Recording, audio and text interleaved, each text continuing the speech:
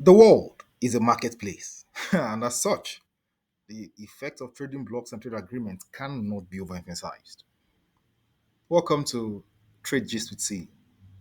Just last week, the Oval Office sent letters to about 20 countries regarding an increase in their tariff.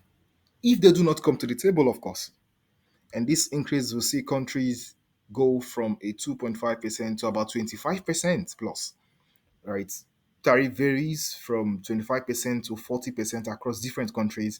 You have South Africa, Thailand, Bangladesh, Japan, Myanmar, Laos, both having 40%, Cambodia, Serbia, you know, Bosnia, Malaysia, South Korea, and a couple of others. Now, all of these countries have been fined, right? Maybe we can call it a threat for now, but the threat is if they do not come to the table, the US is going to impose this tariff on every cargo coming in from this origin. Now, what does this look like for the average American? What does this look like for the logistics as a whole? And are there potentials there for Africa? Again, I always talk about Africa because Africa is an emerging economy and we need to take advantage of several things. One, the markets are with this because this is US you're talking about, the number two trading or contributor to global trade in the whole world. And so whenever they sneeze, the world should listen. And it's very important because if these countries do not come to the table and Trump goes ahead with what he had planned to do, that'll be the impact to sure be massive to global trade and of course to the America as a whole. So what do we expect in the coming days? We expect to see countries rally around, negotiations here and there, which I believe is also ongoing at the moment. You know, but the key ask is if these countries do not come to the table and the US goes ahead with what they have threatened to do, what happens next? One, of course, part of the consequence will be that the importers in the US will have to sort out new shippers from other countries. And that's what will happen because I don't think nobody wants to pay 2.5% to move from a 2.5% tariff to about 25 or 40%. Doesn't help the business. We can have so many business closure if care is not taken, actually, right? Secondly, of course, I do not think the US want that for citizens as well. I think there could be a ploy to this, right? Maybe the US are looking at expanding their local production and manufacturing. Fair enough, but the key thing is, can they produce locally to cover every demand in the US? I doubt that, of course. So because it's global trade, every country needs every country. Really, nobody can stand alone at this time. It's quite way difficult.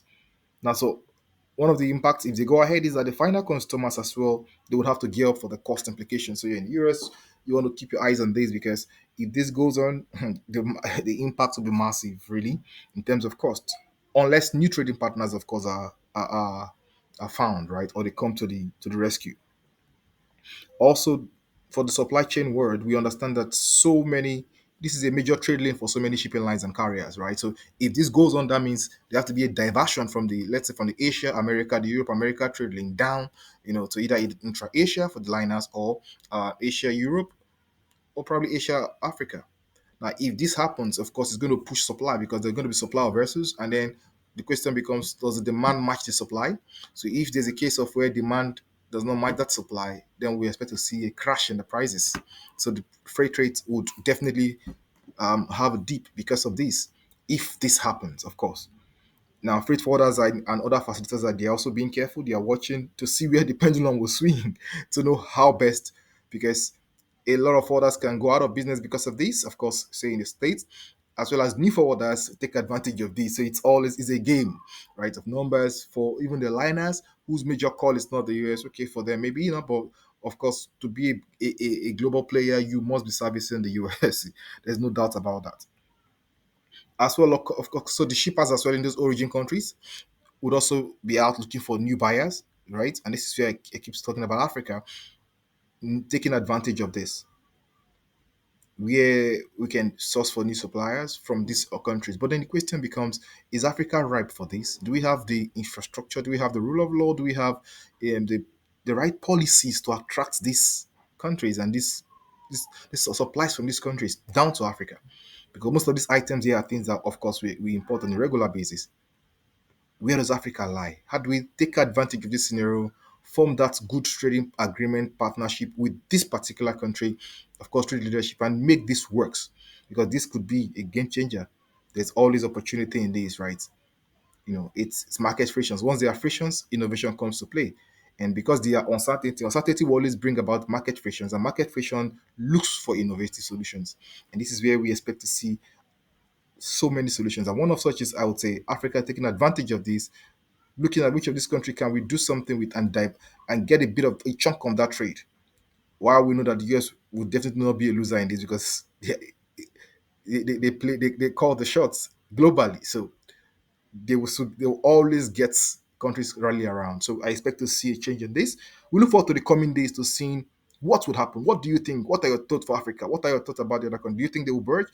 Do you think they will call it a bluff? From the White House? Time will tell. Keep tab. We'll keep updating you on what's trending in the world of trade news, and trade insights. Thank you and take care.